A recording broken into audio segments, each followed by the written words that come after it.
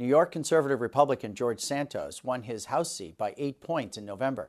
But in late December, wild stories and accusations tarring Santos appeared in the left-wing media. Look at right-wing media trying to protect one of their own. The reality is that George Santos's lies are getting wilder by the day. And in some cases, there's footage.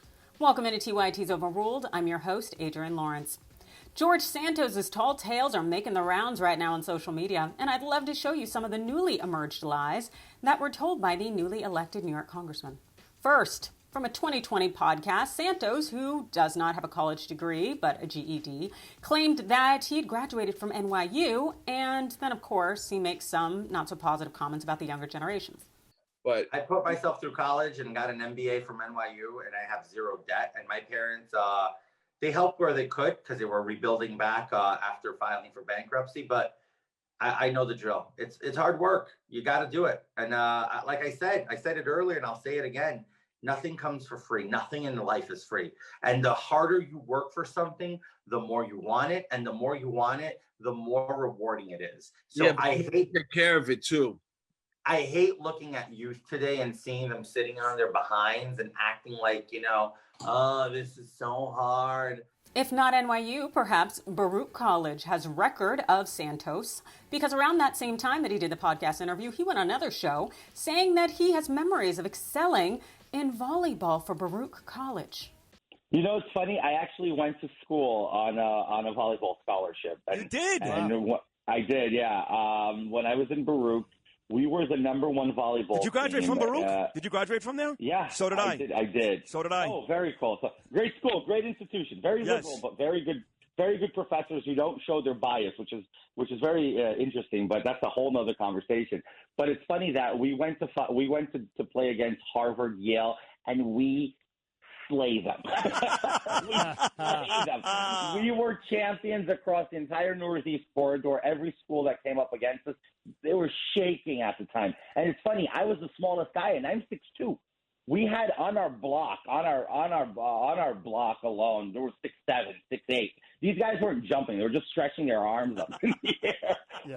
We were animals. All of us should have been playing basketball, but we chose volleyball because it was easier. So it was a great time. I sacrificed both my knees and got very nice knee replacements from HSS. Playing volleyball. That's how serious I took the game. Yeah, well, Despite Santos's many fond memories, it turns out that Baruch College has no memory of him. In fact, Baruch never would have played Harvard and Yale in volleyball because Harvard's men's team is Division I, whereas Baruch is Division III. And at least since around the 1980s, Yale has only had a men's volleyball club, not an NCAA men's volleyball team. But what are facts anyways?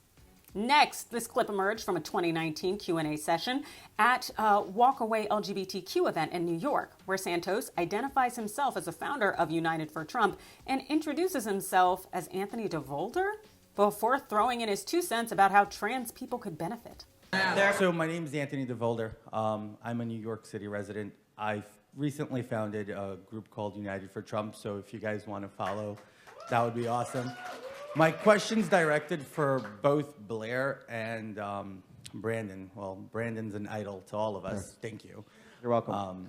But Blair, I have a question. How do you think that as a trans woman and a conservative, you can help educate other trans people from not having to follow the narrative that the media and the Democrats put forward? And how can Brandon incorporate that into Walkaway in more in depth?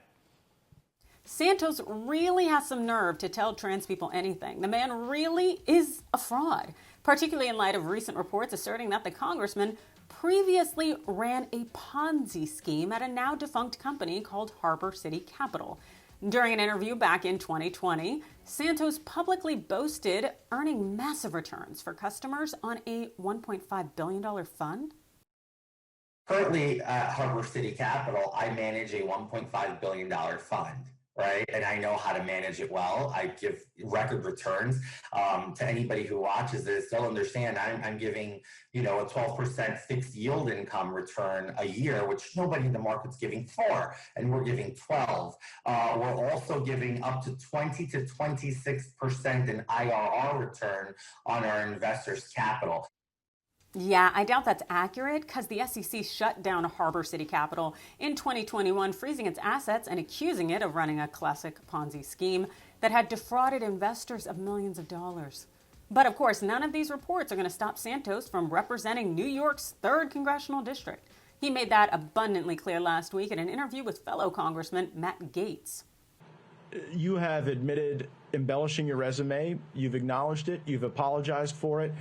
Some have said that you shouldn't be seated on committees for it. I would offer that if we didn't seat people on committees who embellish their resume running for Congress, we probably wouldn't be able to make quorum in any of those committees.